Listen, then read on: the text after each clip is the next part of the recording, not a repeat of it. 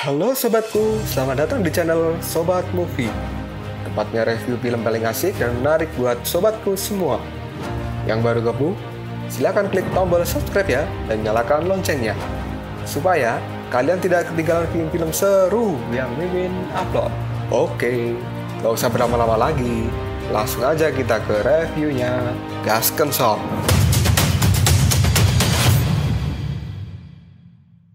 Hey, oke, sobatku terkeren, terkecil, terbaik, tersemuanya. Kita masih bersama Sobat Movie, channel alur cerita terasik sepanjang masa. Oke, kita lanjut bahas chapter 58. Nggak usah cacot banyak bacot, kita langsung masuk aja ke pembahasan. Sebelumnya telah diceritakan bahwa Sun Wukong akan bertarung melawan Raja Ksitigarbha. Sun Wukong yang sudah bersatu dengan si kera batu, kali ini dirinya melompat dan langsung mengatakan, "Ayo, pertempuran yang sebenarnya akan kita mulai." Sun Wukong pun kini langsung menggunakan tongkat ruyinya dan mengubah tongkat itu menjadi tongkat ruyi raksasa. Dan lalu Sun Wukong pun memukulkan tongkat ruyinya itu kepada Raja Ksitigarbha. Sun Wukong pun lalu berkata, "Raja Ksitigarbha, biarkan aku menghancurkanmu bersama dengan lantai 19 alam baka ini." Sun Wukong dengan keras kini memukulkan tongkat ruyi raksasanya ke arah kepala Raja Ksitigarbha. Kemudian Raja Ksitigarbha pun kini mengangkat tinjunya, lalu dirinya kini mengatakan, "Wow, tongkat ruyi emas ya, begitu hebat. Kita coba adu saja dengan tinjuku ini, dan lihatlah seberapa kuatnya tinjuanku ini, Sun Wukong."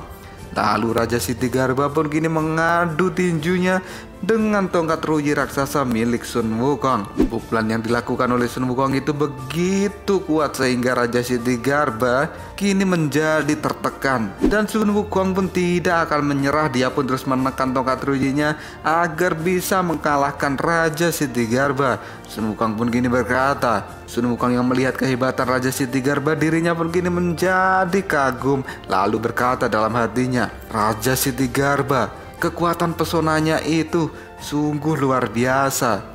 Lalu Sun Wukong pun kini berteriak, "Aku tidak akan mengakui bahwa aku kalah, aku akan menyerangmu lagi." Dan tiba-tiba saja Sun Wukong dikejutkan dengan sesuatu, karena sekarang Raja Ksitigarbha telah berubah wujud menjadi Biksu Tong dan sekarang berada di atas tongkat ruyi dari Sun Wukong ini. Biksu Tong pun langsung membaca mantra yang membuat Sun Wukong menjadi sakit kepala kembali. Raja Ksitigarbha pun kini menjadi meringis kayak kuda. Lalu Sun Wukong kini dibuat gulung-gulung guling-guling karena merasakan sakit akibat mantra yang dibaca oleh Raja Ksitigarbha ini. Ketika Sun Wukong menahan rasa sakitnya, tiba-tiba Raja Ksitigarbha menggunakan kekuatan pukulan telapak tangannya. Kemudian Raja Ksitigarbha pun kini mengatakan, "Sun Wukong, bisakah kau memenangkan pertarungan yang brutal ini?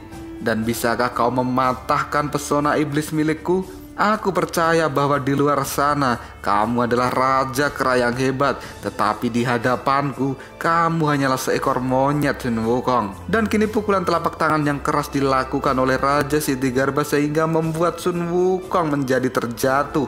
Dan Raja Ksitigarbha pun kini mengatakan pada Sun Wukong, "Teruslah bicara bahwa kamu tidak bisa kalah. Tapi apa kamu berpikir, Sun Wukong, bagaimana cara menghilangkan rasa takut dan iblis dalam hatimu?" Sun Wukong yang terjatuh akibat pukulan Raja Ksitigarbha, dirinya pun kini berteriak, "Sungguh kau setan sialan, Ksitigarbha." Raja Ksitigarbha pun tersenyum dan mengatakan pada Sun Wukong, "Tampaknya kamu dapat melarikan diri dari pesona iblisku, tapi kamu tidak akan dapat melakukan apa yang ingin kau lakukan, Sun Wukong." Kata-kata dari Raja Ksitigarbha itu membuat Sun Wukong menjadi terkejut, karena tiba-tiba saja kini di hadapan Sun Wukong telah ada adik New Moron dan juga Biksu Tong. Lalu Raja Ksitigarbha pun kini berada di atas ular putih raksasa. Kemudian Raja Ksitigarbha kini memandangi Sun Wukong, dan lalu Raja Ksitigarbha pun mengatakan, "Sun Wukong, waktumu hampir habis. Kamu harus segera memikirkan cara untuk mengalahkanku." Sun Wukong pun lalu berkata, "Tapi apa yang harus aku lakukan? Bagaimana caranya menghilangkan rasa takut ini? Ajari aku." Raja Ksitigarbha pun menjawabnya, Apakah kau pikir diriku ini bodoh, Sun Wukong? Bahkan jika aku memiliki cara, aku tidak akan memberitahukan kepadamu. Bukankah kau ingin mengalahkanku? Tapi sepertinya itu tidak akan mungkin terjadi, Sun Wukong.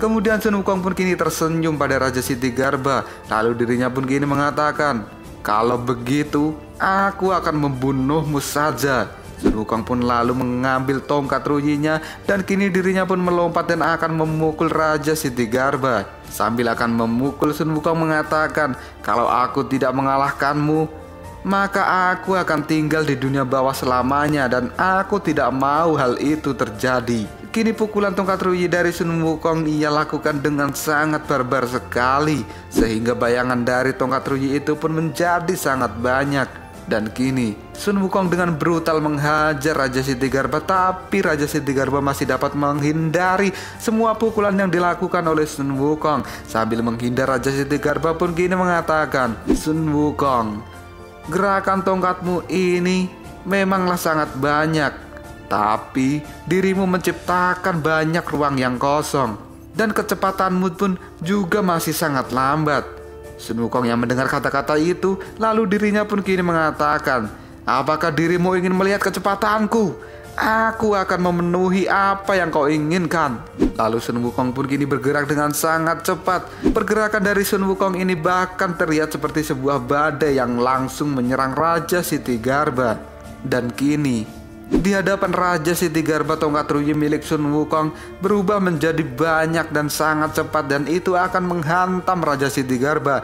Raja Siddhigarba yang terkepung oleh kekuatan tongkat ruyi milik Sun Wukong, dirinya pun kini meringis. Lalu dia berkata, hehe, lumayan Sun Wukong. Sambil meringis, Raja Siddhigarba pun juga langsung berkata, kalau begitu, aku akan membiarkanmu memukulku. Raja Siddhigarba pun kini menerima pukulan yang dilakukan oleh Sun Wukong tanpa melakukan perlawanan sedikit pun. Dan pukulan yang dilakukan Sun Wukong itu membuat Raja Siddhigarba menghantam lantai 19 alam baka dan menimbulkan ledakan yang lumayan besar. Tapi dengan cepat, Raja Siddhigarba kini telah berada di hadapan Sun Wukong dan lalu meninju perut Sun Wukong. Dan Raja Siddhigarba pun mengatakan, kekuatanmu belum cukup. Dan kini terlihatlah Raja Siddhigarba menggunakan pukulan ular kobra putih miliknya. Dia pun memukul perut Sun Wukong dengan keras, dan lalu Raja Siddhigarba ini mengatakan, di dalam pesona iblisku, aku adalah gurunya dan aku tidak akan pernah kalah. Aku akan selalu menang karena semua hasil adalah terserah diriku. Tidak akan ada yang bisa mengalahkanku dalam pesona iblis ini. Dan ini adalah kenyataannya. Mendengar Raja Siddhigarba berkata seperti itu, kini Sun Wukong menjadi sangat terkejut. Raja Siddhigarba pun kini memukul Sun Wukong yang membuatnya kini terjatuh ke lantai 19 alam baka. Sun Wukong pun kini terkapar dan tidak berdaya. Lalu dirinya kini mencoba untuk bangkit. Lalu Sun Wukong pun mengatakan, bagaimana aku tidak bisa mengalahkannya? Apa benar pesona iblis itu benar-benar tidak dapat dipatahkan? Siddhigarba, kamu menang. Aku tidak bisa keluar dari pesona iblismu. Lalu kini muncullah sosok Biksu Tong di belakang Sun Wukong yang langsung mengatakan, Wukong, aku adalah gurumu. Hal ini membuat Sun Wukong menjadi terkejut. Lalu Sun Wukong pun kini bertanya pada Biksu Tong, Guru, dapatkah kamu memberitahuku bagaimana cara memecahkan penghalang ini? Biksu Tong pun kini mengatakan, Wukong, jika kamu ingin mematahkan pesona iblis milik Raja Siddhigarba, kenapa kamu tidak memikirkan dari nama dirimu sendiri? Sun Wukong pun langsung menatap Biksu Tong dan kini dirinya berkata, Namaku adalah Wukong. Kita langsung berpindah ke tempat Biksu Tong. Di sana segerombolan mayat hidup kini akan mengeroyok Biksu Tong. Kemudian Aoye pun kini berkata pada Biksu Tong, Biksu, karena diriku semuanya menjadi berantakan, dan karena kamu ingin menyelamatkanku, maka sekarang dirimu dikejar oleh monster-monster ini. Biksu Tong pun langsung mengatakan pada Aoye bahwa ini bukan sepenuhnya salah dari Aoye. Kita flashback ke 1 jam yang lalu. Kenapa tiba-tiba Biksu Tong dan timnya kini dikejar oleh para mayat hidup ini? Pada saat itu, Aoye datang dan memeluk Biksu Tong, lalu dirinya berkata bahwa Aoye ini sudah mati. Dan Biksu Tong mengatakan pada Aoye, apa yang telah terjadi padamu? Kenapa kau sekarang menjadi makhluk abadi? Aoye yang sambil menangis berkata pada Biksu Tong, Biksu, kamu memiliki kekuatan Dharma dan kekuatan dewa. Kamu harus membantuku. Dan Biksu Tong pun mengatakan pada Aoye, Aoye, dengarkanlah aku. Aoye pun masih tetap menangis karena dirinya tidak ingin menjadi mayat hidup. Lalu Aoye pun mengatakan pada Biksu Tong, aku tahu bahwa aku sudah mati guru, tapi aku tidak ingin mendengar jika kamu mengatakan bahwa kamu tidak bisa menyelamatkanku. Dan Yuto pun kini berkata pada Tuan Su, Tuan Su, cucu Anda itu kan tidak sengaja dimakamkan di pemakaman Changseng. Jadi dia kembali dari kematian. Dan itu hanyalah sebuah kecelakaan.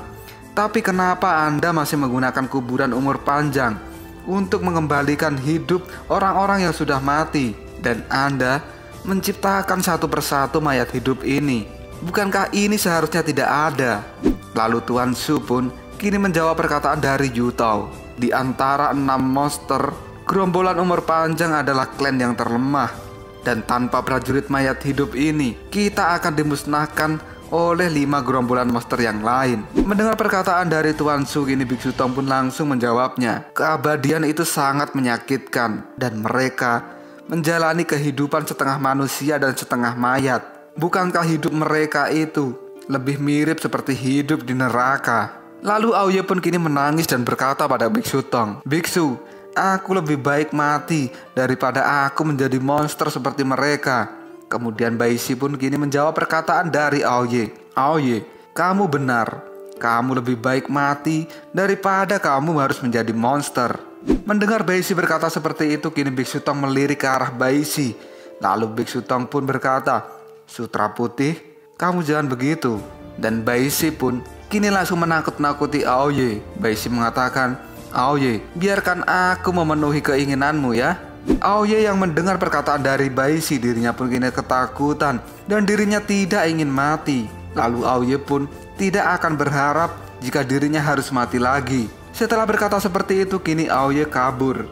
Lalu Biksu Tong pun kini mengejar Aoye sambil berkata pada Baisi, Baisi, Aoye hanyalah seorang anak. Kamu tidak harus mengatakan seperti itu.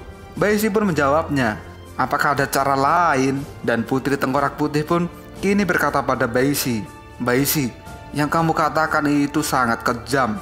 Kamu membuatnya takut. Biksu Tong pun kini lalu mengajak yang lainnya untuk mengejar Aoye dan akan memikirkan solusi lain setelah berhasil mendapatkan Aoye. Aoye pun berlari sangat kencang sampai-sampai Biksu Tong tidak dapat mengejarnya. Kemudian sambil berlari itu Aoye tetap memohon agar dirinya tidak dibunuh. Dan Biksu Tong mengatakan pada Aoye agar Aoye ini tidak takut karena Baisi hanya bercanda. Biksu Tong pun lalu dapat mengejar Aoye dan dirinya mengatakan, Aoye, aku tidak akan pernah menyakitimu. Dan kini tangan dari Aoye pun berhasil ditangkap oleh Biksu Tong.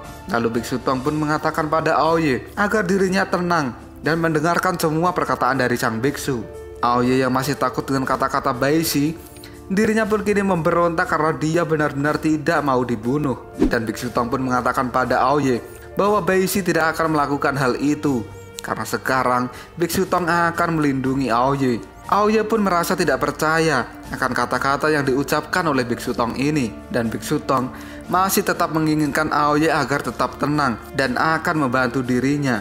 Aoye pun masih tetap memberontak agar dirinya kini dilepaskan dan dia akan kabur lagi. Dan Biksu Tong pun kini mengatakan pada Aoye, Aoye, aku tidak akan pernah melepaskanmu.